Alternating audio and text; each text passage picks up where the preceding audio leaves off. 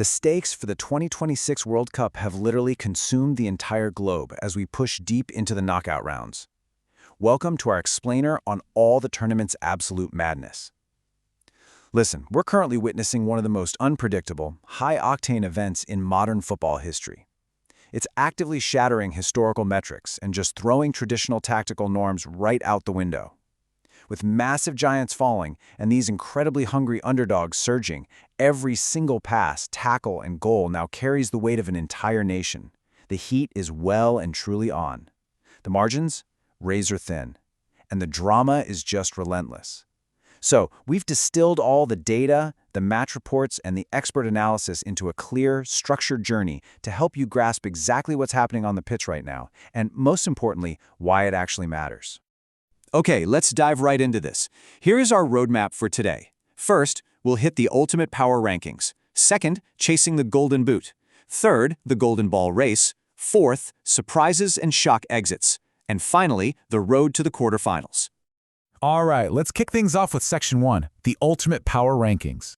When the dust settles on the group stages and those initial knockout rounds, the pretenders are sent packing and only the undeniable heavyweights are left standing. But, even among these absolute titans, there are distinct tiers of power.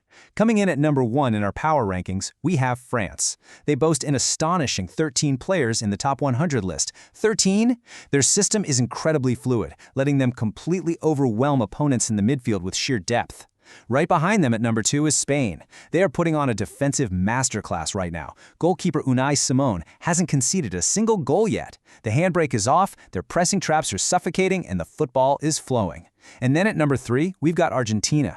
The reigning world champs are surviving on this major tactical shift, dropping their defensive line deeper to absorb pressure. That shift perfectly set the stage for Lionel Messi's magic and a heart-stopping comeback victory against Egypt, where they literally rallied from 2 goals down. To put France's absolute dominance into perspective, you have to look at their recent performance. They didn't just beat Sweden, they completely dismantled them. The Swedes were, as this brutal assessment describes, blown away by the slickest operation in town. Now, it is incredibly rare in modern knockout football for a team to be described this way, right? Usually these matches are super tense, grinding affairs. But even when opponents feel comfortable and organized in a low defensive block, France just flips a switch. They produce this collective genius without any notice and effortlessly rip apart the best organized defenses in the world. They are the absolute standard that everyone else is desperately trying to meet. Moving right along to Section 2, chasing the golden boot. So, tactical systems win tournaments, sure, but football is ultimately decided by the individuals who can actually put the ball in the back of the net. And the race for the golden boot? It's an absolute sprint right now. Lionel Messi is leading the pack with an incredible 8 goals and 1 assist, defying age with lethal precision.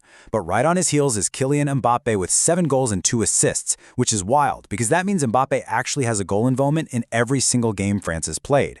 Then you've got Erling Haaland proving his ruthless efficiency with 7 goals, just bullying world-class center backs with raw power. Notice the 0 assists, though. It really highlights his pure finisher role. And hey, do not count out England's Harry Kane. He's sitting right within striking distance at 6 goals and anchoring his team's entire attacking shape. These 4 guys are putting on an absolute finishing clinic.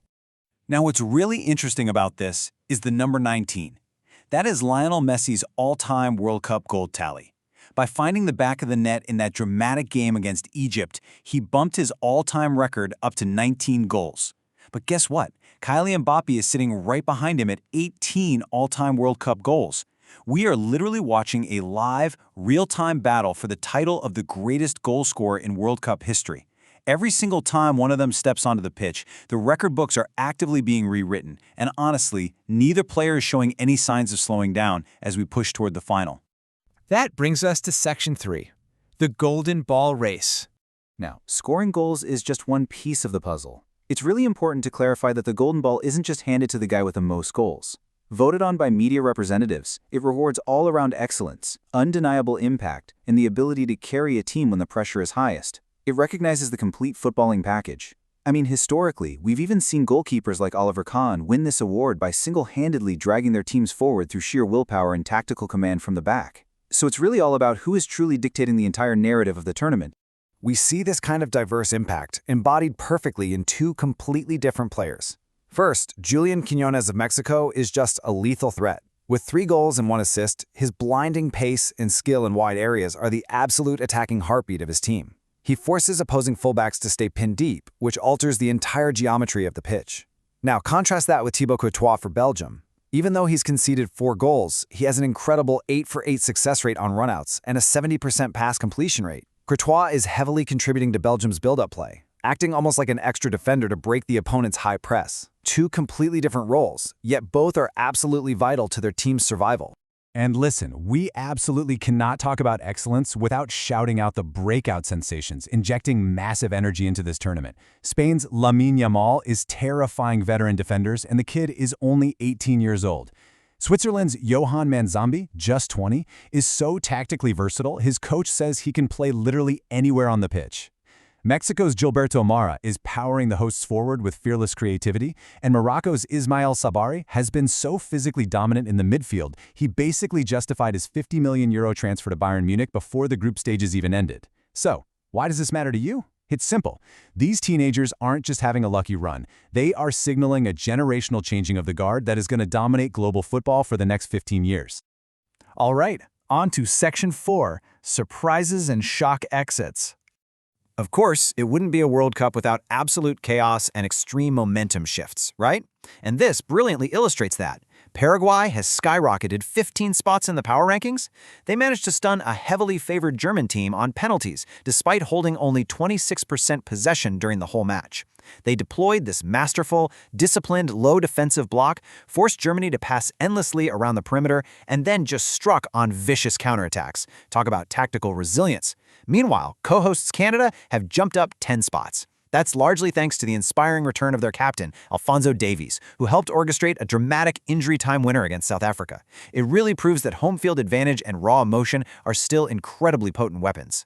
But you know, for every underdog soaring, a giant falls hard. The Netherlands have plummeted 16 spots after departing way earlier than expected. Their rigidly conservative tactics, sitting far too deep and completely failing to press the midfield, just invited constant pressure, and it ultimately cost them everything. And Germany, dropping 13 spots, saw the cracks in their foundation finally give way. Their inability to break down Paraguay's low block exposed a severe lack of creative playmaking in the final third, which led to that agonizing shootout loss. It's a harsh, definitive reminder that historical pedigree means absolutely nothing if a team can't adapt tactically on the day. The razor's edge of knockout football is profoundly brutal. Let's look at this contrast. Consider Morocco's unbelievable resilience. They find a 91st-minute equalizer against the Netherlands to stay alive, and then hold their nerve to win the penalty shootout. It was pure, unadulterated elation. Conversely, look at Senegal's devastating heartbreak. They outclassed Belgium for long periods.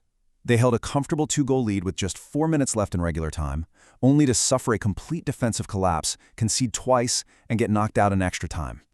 It is a terrifyingly thin line between historic national glory and generational trauma. Which leads us right into Section 5, Road to the Quarterfinals. Okay, wipe the slate clean. Only 8 teams remain, and the matchups on the horizon are just mouthwatering. This is where all the stats, the individual brilliance, and the tactical discipline we've just unpacked will violently collide. We've got the slick, overwhelming operation of France taking on the never-say-die physical resilience of Morocco. Spain's defensive perfection and suffocating press will be tested by Belgium's ability to somehow survive chaos, all anchored by Courtois' brilliance. Norway's Viking Erling Haaland goes head-to-head with Harry Kane's structured England squad in this massive battle of elite strikers. And finally, Messi's Argentina will clash with a highly confident and vigorous Swiss squad powered by their youth. Every single one of these matches is an absolute heavyweight bout. So, what does this all mean? We are left looking at a bracket full of incredible, interwoven storylines. Will Lionel Messi finalize his undisputed legacy by securing back-to-back titles?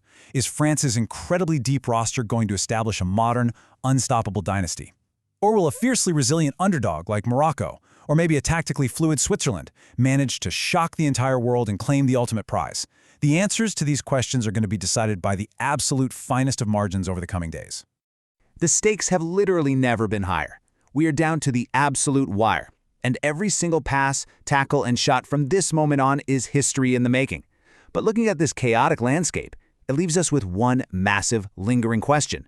Are we witnessing the final, glorious chapter of the old guard, or the violent, chaotic birth of a brand new era in world football? Thank you so much for joining me for this explainer. Keep your eyes on the pitch.